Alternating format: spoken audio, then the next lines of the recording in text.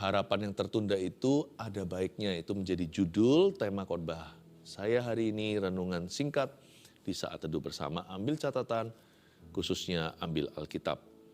Catat ini temanya, harapan yang tertunda itu ada baiknya. Karena di dalam Tuhan tertunda bukan berarti dibatalkan. Jadi jangan marah dan kecewa, segala sesuatu hanya indah pada waktunya. Kita baca dulu Yohanes 11 ayat yang ke 5-15, saya akan bacakan dulu ceritanya. Lazarus dibangkitkan. Yesus memang mengasihi Marta dan kakaknya dan Lazarus. Namun setelah didengarnya bahwa Lazarus sakit, ia sengaja tinggal 2 hari lagi di tempat di mana ia berada. Tetapi sesudah itu ia berkata kepada murid-muridnya, mari kita kembali lagi ke Yudea. Murid-murid itu berkata kepadanya, Rabi, baru-baru ini orang-orang Yahudi mencoba melempari engkau. Masih maukah engkau kembali ke sana? Jawab Yesus, bukankah ada 12 jam dalam satu hari? Siapa yang berjalan pada siang hari, kakinya tidak terantuk, karena ia melihat terang dunia. Tetapi jikalau seorang berjalan pada malam hari, kakinya terantuk, karena terang tidak ada di dalam dirinya. Demikianlah perkataannya, dan sesudah itu ia berkata kepada mereka, Lazarus saudara kita telah tertidur, tapi aku pergi ke sana untuk membangunkan dia dari tidurnya. Maka kata murid-murid itu kepadanya, Tuhan, jikalau ia tertidur, ia akan sembuh. Tetapi maksud Yesus ialah tertidur dalam arti mati. Sedangkan sangka mereka, Yesus berkata tentang tertidur dalam arti biasa. Karena itu Yesus berkata dengan terus terang, Lazarus sudah mati. Tetapi syukurlah aku tidak hadir pada waktu itu, sebab demikian lebih baik bagimu. Supaya kamu dapat belajar percaya. Marilah kita pergi sekarang kepadanya. Gimana harapan yang tertunda kok ada baiknya? Kalau ada tujuan lebih tinggi di baliknya. Dimulai dari ayat 5 dulu, kita nggak boleh ragu, nggak boleh bimbang. Kita harus mengerti Tuhan bukan hanya pada firman-Nya, tapi terlebih dahulu kasih-Nya. Tuhan boleh berjanji sesuatu, kalau itu belum terjadi, jangan curiga kasih. Bahwa Dia mengasihi Anda dan saya, itu sudah terbukti di kayu salib-Nya. Udah jangan ragu lagi. Hari itu Maria, Marta, dan Lazarus akan mengalami janji Kristus digenapi di depan mata. Tapi hubungan mereka, Tuhan sangat dekat sama family ini. Hubungan mereka itu sudah menjadi fondasi dulu. Sebelum janji digenapi, jangan ragu bahwa Tuhan Yesus mencintaimu. Jangan begini loh, kalau Tuhan cinta sama saya, keluarkan saya dari hutang. Kalau Tuhan mengasihi saya, sembuhkan saya. Itu bukan patokannya kasih. Kasih itu ini. Seorang yang rela mati untuk sahabatnya. Kita bukan sahabatnya, kita ini notabene orang berdosa. Dia mati di Golgota. Harapan yang tertunda itu apa? Dia nggak pernah menunda kasihnya. Bahkan kita belum lahir 2000 tahun lalu, dia sudah mati untuk kita. Ayat 5, Yesus memang mengasihi Marta dan kakaknya dan Lazarus. Saya suka sekali kalimat ini, Yesus memang begitu, gak bisa diubah lagi. Yesus memang mengasihi Marta dan kakaknya Maria dan Lazarus. Miliki prinsip ini. Harapan apapun yang terjadi atau yang tertunda di depan Anda, asal Tuhan cinta sama saya ya, hidupku gak punya masalah. Saya hanya punya problema. Saya gak punya masalah dengan Allah. Saya tahu, it is well with my soul, jiwaku ini baik-baik di tangannya. Hidup ini kan sementara, apa yang kita dapat juga kita tinggalkan. Apa yang kita belum peroleh, kekekalan akan menelan. Kalau kita nggak dapat sesuatu di hidup ini, ada perkara-perkara tertentu yang belum dikabulkan, lalu saya mati, atau Tuhan datang kembali. Itu semua ditelan kekekalan, apa arti? Kalau kita pergi dari sini kemana, destinasi, lalu transit di situ, nggak ada tisu, nggak apa-apalah. Masa kita ingat-ingat setelah kita pulang kembali ke tanah air dan kita sudah tinggal sebulan. Masa kita ingat-ingat zaman transit seperti apa? Hidup ini transit saja. Hidup ini hanyalah sementara. Asal Tuhan cinta, katakan pada dirimu sendiri, aku tidak punya masalah. Harapan tertunda, nggak apa-apa. Yesus memang mengasihi Marta dan kakaknya dan Lazarus. Lazarus mati dalam cerita ini. Mati pun keuntungan bagi orang-orang yang percaya Tuhan. Tapi tetap, Karena Yesus adalah kebangkitan, Tuhan akan membangkitkan Lazarus sebentar lagi. Kita lihat ayat 6. Namun setelah didengarnya bahwa Lazarus sakit, ia sengaja tinggal 2 hari lagi di tempat di mana ia berada. Loh, kok sengaja? Sudah tahu sakit keras, sakit parah. Bayangkan kalau ada pendeta begini, wah sudah dihujat sama umat. Bukannya karena traffic atau karena macet di jalan, atau karena nggak dapat tiket, misalkan dari luar kota naik pesawat. Ia sengaja tinggal 2 hari lagi di tempat itu, tidak ada rintangan. Memang Tuhan sengaja. Apakah Tuhan jahat? Kenapa dia sengaja tinggal 2 hari lagi di tempat? Toh Tuhan nggak kemana-mana, nggak ada kegiatan, kenapa perlahan-lahan? Ia sengaja tinggal di situ 2 hari lagi di tempat di mana ia berada. Tuhan itu tidak iseng, dan yang pasti Tuhan itu kasih. Kalau Tuhan memperlambat sesuatu, itu pasti ada tujuan lebih tinggi. Demi sesuatu yang lebih baik, Tuhan tunda. Dan seperti yang saya katakan tadi, dalam Kristus tertunda tidak sama dengan dibatalkan. Siapa bilang batal? Tidak. Tapi karena Tuhan mau memberikan mujizat yang lebih besar atau karya yang lebih hebat, Tuhan tunda sebentar. Nah itu kedaulatan. Saya nggak punya komentar. Waktu Tuhan itu tidak bisa kita kontrol. Waktu Tuhan bukan waktu kita. Kenapa nggak hari ini? Ada perkara-perkara Tuhan terjadi di hidup kita baru tahun ini. Padahal kita sudah mendoakan itu yang lalu-lalu. Tapi kalau kita renungkan lagi, ternyata betul ya. Hari ini waktu Tuhan berikan, itu tepat guna. Justru puji Tuhan nggak terjadi dulu, tapi terjadi sekarang. Pernah nggak Anda itu ngalami yang beginian? Saya pernah.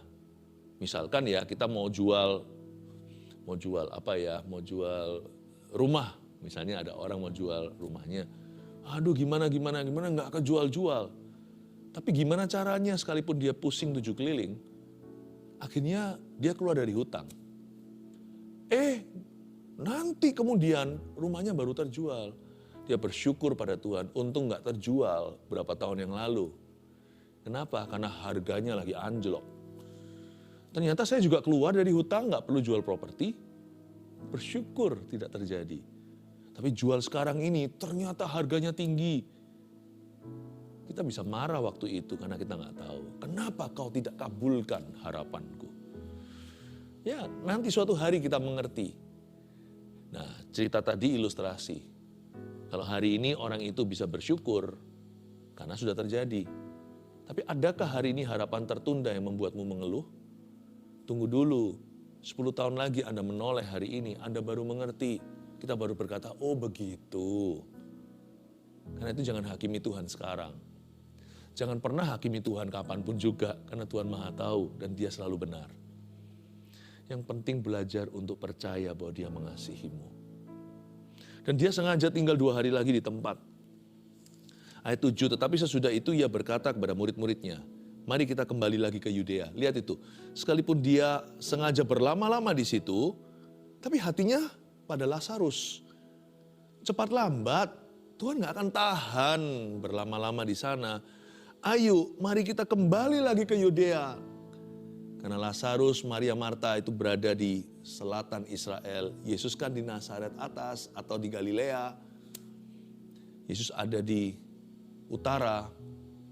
Dia mau turun. Ayo segera, ayo bergegas. Ayo packing sekarang, kita cepat-cepat berangkat. Yesus mau pergi ke Bitinia di bawah sana. Murid-murid itu berkata kepadanya, ayat 8, Rabi atau guru, baru-baru ini orang-orang Yahudi mencoba melempari engkau. Masih sudikah, masih maukah engkau kembali ke sana? Murid-murid Yesus itu punya satu bakat alam yang kurang bagus. Sebenarnya kita juga kayak gitu. Selalu kita itu gak bisa nangkap hati Tuhan. Pada saat Tuhan itu berlama-lama mungkin mereka berkata, ayolah Tuhan, kenapa Tuhan itu berlambat-lambat? Tapi ketika Tuhan sudah siap untuk berangkat, mereka berkata, oh Tuhan, apa nggak dipikirkan ulang ya pergi ke Yudea? Kemarin kan mereka mau membunuhmu di situ. Karena di Yudea sana itu dekat Yerusalem, banyak ahli Taurat, banyak orang Farisi yang tidak suka sama Tuhan. Mereka mencoba melempari engkau, masihkah engkau mau kembali ke sana? Perkataan itu negatif ya. Kata negatif.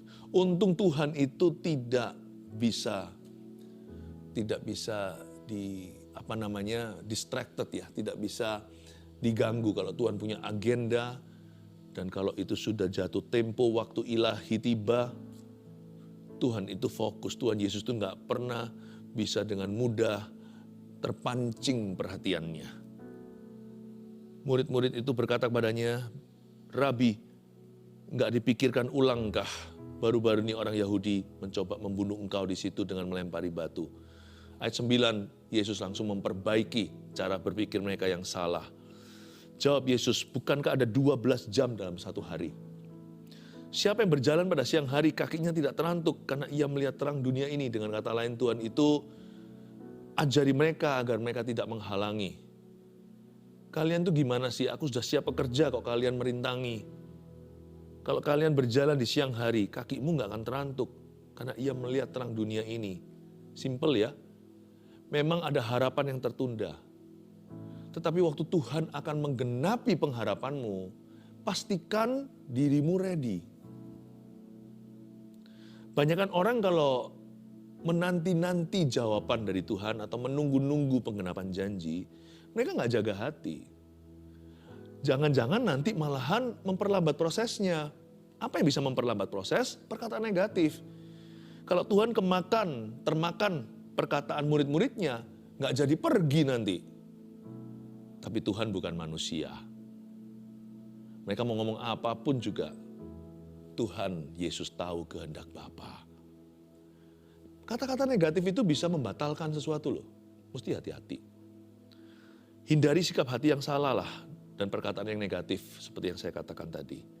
Sebab reaksi yang salah itu bisa memperlambat proses Tuhan.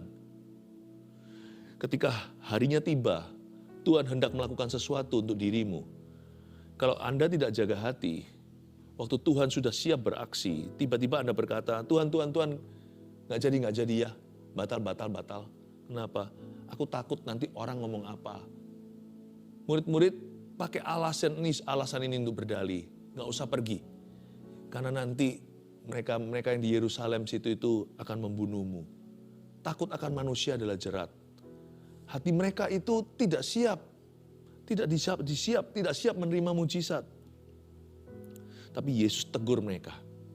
Ayo tarik kembali kata-katamu itu. Ubahlah sikap hatimu yang tidak korek, tidak betul. Reaksimu yang berlebihan itu, termasuk roh ketakutan, itu bisa menghambat pekerjaan Tuhan. Untungnya Tuhan tidak mau dihambat oleh mereka. Tetapi ayat 10, jikalau seorang berjalan pada malam hari kakinya terantuk, karena terang tidak ada di dalam dirinya. Yesus seperti menegur mereka, bukan menyindir karena terang-terangan Yesus bicara kepada mereka secara langsung. Kalian gak boleh berjalan di malam hari, kakimu terantuk. Karena kalau kalian lakukan itu, terang tidak ada dalam dirimu. Sebentar lagi kalian akan melihat mujizat yang besar, orang mati dibangkitkan. Get your heart ready, persiapkan hatimu. Janganlah ada area abu-abu. Janganlah hatimu dipenuhi dengan kegelapan. Hindari sikap hati yang salah. Sebab harapan tertunda, itu urusan Allah. Tapi hatimu urusanmu, jagalah dengan segala waspada. Supaya ketika kehidupan siap mengalir di situ, hatimu terbuka untuk itu. Demikianlah perkataannya, dan sesudah itu ia berkata kepada mereka, Lazarus saudara kita telah tertidur. Tapi aku pergi ke sana untuk membangunkan dia dari tidurnya. Maka kata murid-murid itu kepadanya, Tuhan, jikalau ia tertidur, ia akan sembuh. Memang gak bisa salahkan murid-murid itu, Yesus pakai kiasan. Karena Yesus itu rendah hati, gak mau sok-sokan. Atau mungkin juga problema itu terlalu besar bagi murid-muridnya. Kalau Yesus bilang, ini orang mati, nanti sebentar lagi aku bangkitkan. Jangan sampai diantara mereka berdebat. Karena murid-murid Yesus itu tukang debat. Dikit-dikit siapa yang paling besar diantara mereka. Gitu aja diskusinya lama. Saling menjatuhkan. Yesus gak maulah terlalu banyak bicara. Yang penting pokoknya melakukan kehendak Bapa. Yesus berkata, Lazarus saudara kita telah tertidur. Tidak besar-besarkan masalah. Dan Tuhan tidak berbohong atau berdusta. Bagi Tuhan yang bisa melakukan segala perkara. Orang mati itu seperti tidur saja. Tapi bagi kita manusia yang suka panikan, Orang pingsan aja kita kira dia sudah mati. Orang yang ini aja, orang yang tidak sadarkan diri atau kecelakaan di jalan aja, semua mobil berhenti seolah-olah ada mayat di sini. Itulah bedanya Tuhan dengan kita. Kita ini selalu suka membesar-besarkan. Sedangkan Tuhan itu tidak pernah memperbesar masalah. Tuhan ingin kita fokus pada kuasanya, bukan pada masalahnya. Lazarus saudara kita telah tertidur, tapi aku pergi ke sana untuk membangunkan dia dari tidurnya. Dengan kata lain Tuhan berkata, sudah, udah, nggak usah kita banyak diskusi. Ini bukan perkara yang perlu diperdebatkan. Ayo, sini. Aku ajak kalian. Kurang lebih gitulah kata-kata Tuhan dalam bahasa sehari-harinya. Tuhan Yesus sebagai rabi atau guru mereka. Ayo ikut aku, ayo ikut saya. Kita pergi sekarang ke Yehuda. Dan kita bangkitkan Lazarus. Maka kata murid-murid itu ayat 12. Kata murid itu kepadanya, Tuhan jikalau ia tertidur, ia akan sembuh. Tetapi maksud Yesus ialah tertidur dalam arti mati. Sedangkan sangka mereka Yesus berkata tentang tertidur dalam arti biasa. Jadi sudah jelas sekali bahwa Lazarus positif telah meninggal dunia. Jadi ini bukanlah sebuah kejadian biasa, orang sakit, bahkan sekarat, lalu sembuh dari ranjang pesakitannya, bukan. Ini orang yang sudah lewat imigrasi kehidupan, imigrasi kematian. Ini sudah mati benar. Ayat 14, karena itu Yesus berkata dengan terus terang, Lazarus sudah mati. Ayat 15 inilah kunci. Tetapi syukurlah aku tidak hadir pada waktu itu. Sebab demikian lebih baik bagimu, supaya kamu dapat belajar percaya. Itu dia. Yesus berkata, syukur aku tidak hadir waktu itu. Bagaimana terlambat bisa disyukuri? Ini bukan kalau janjian datang telat loh ya, kalau yang begituan harus bertobat. Hargai waktu orang, jangan suka jamnya itu jam molor, jam karet. Tapi syukurlah aku tidak hadir pada waktu itu, karena Tuhan memang menunggu waktu ketika Lazarus sudah tidak mungkin bisa ditolong lagi agar mujizat terjadi. Nah ini hikmat Allah, ini nggak bisa dicampur tangan, nggak bisa dicampuri oleh manusia. Hikmat kita nggak nyampe ke situ. Tapi Yesus berkata, syukurlah aku nggak hadir saat itu. Sebab demikian lebih baik bagimu. Loh kok bisa lebih baik, harapan tertunda. Supaya kamu dapat belajar percaya. Dengan kata lain, supaya kamu bisa teruji imannya. Supaya kamu bisa bertumbuh imannya. Supaya kamu bisa belajar dulu tabah. Supaya kamu bisa belajar berdoa. Alias, supaya kamu dapat belajar percaya. Ternyata, Tuhan itu jauh lebih tertarik sama karakter yang dibentuk daripada sekedar menyelesaikan sebuah problema. Menyelesaikan sebuah masalah itu segampang memutarbalikkan telapak tangan. Tetapi karakter tidak bisa dipaksakan. Yang Tuhan inginkan dalam diri orang percaya, umat Allah, keluarga Saat Teduh, tanamkan ini. Yang Tuhan rindukan dalam diri kita adalah karakter iman, pengharapan dan kasih itu. Yes, karakter iman, karakter pengharapan, dan karakter kasih. Kalau iman segala sesuatu serba instan, apa bedanya kita sama orang dunia hari ini semuanya instan, kopi instan, 3 in 1. Apa-apa instan, ini instan itu. Makanan instan pula, instan noodle, mie instan, bubur instan, nasi microwave langsung instan. Semuanya serba mau instan lah. Iman itu kalau semuanya instan, iman itu tidak terbuat dari emas murni, tidak teruji. Kadang-kadang diizinkan masalah itu membesar.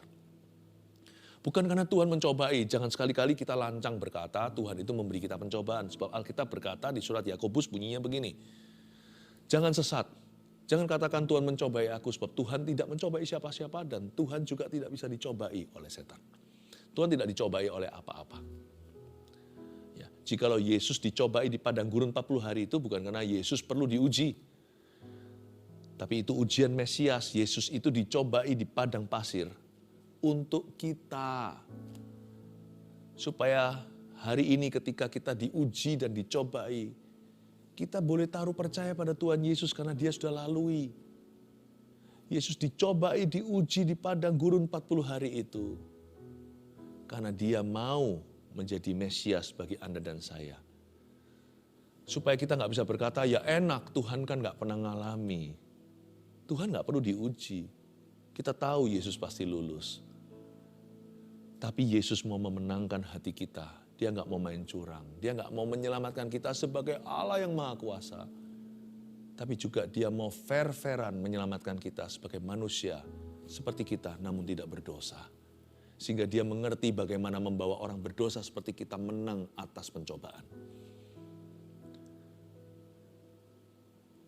Allah tidak dicobai oleh apa-apa. Dan Dia tidak mencobai siapapun juga. Semua yang benar, semua yang sempurna datangnya dari Bapa. Jadi kalau kita sedang dicobai, karakter iman itu yang Tuhan ingin bentuk di dalam diri Anda dan saya. Iman tidak selalu serba instan. Pengharapan, karakter pengharapan. Tuhan itu ajari kita berharap. Kalau kita telah memperoleh apa yang kita harapkan, buat apa kita berharap lagi? Berharap itu untuk sesuatu yang belum terjadi. Tuhan sedang membangun otot-otot pengharapan kita. Belum lagi karakter kasih. Ayub kan dicobai, meskipun ujungnya berkemenangan dikembalikan oleh Tuhan, malah berkali-kali ganda. Siapa bilang Tuhan itu tidak memberikan berkat? Tuhan itu memberkati. Allah kita itu Allah yang memberkati, bukan Allah yang mengutuki anak-anaknya. Tapi seketika Tuhan izinkan Ayub itu diuji dedikasi, loyalitasnya. Setan pun bisa berkata, ya lumrah kalau dia mengasihimu, dia dapat segala sesuatu daripadamu. Segala sesuatu engkau berikan kepadanya. Semua orang juga akan terima kasih, tak terkecuali kepada berhala mereka. Apa istimewanya Tuhan? Tuhan tidak mencobai Ayub karena makan kata-kata setan, bukan. Memang kehendak Allah. Tuhan bisa pakai apapun termasuk pencobaan. Allah memang menghendaki dalam cerita Ayub untuk membuktikan pada kita yang membaca kitab Ayub dan ada di Alkitab kita hari ini sepanjang sejarah sampai Tuhan datang kembali atau kita mati. Bahwa ikut Tuhan itu tanpa pamrih. Kitab Ayub ditaruh di tengah-tengah Alkitab kita. Dan Ayub itu seolah-olah menjadi tumbalnya. Untuk menunjukkan dan membuktikan dan mengajarkan pada kita bahwa karakter kasih itu tidak boleh luntur kalau harapan tertunda. Bahkan harapan tidak terjadi pun tidak boleh kita berhenti mengasihi Yesus. Karena Tuhan tidak berutang apa-apa sama kita. Tuhan tidak perlu memberikan berkat atau mujizat.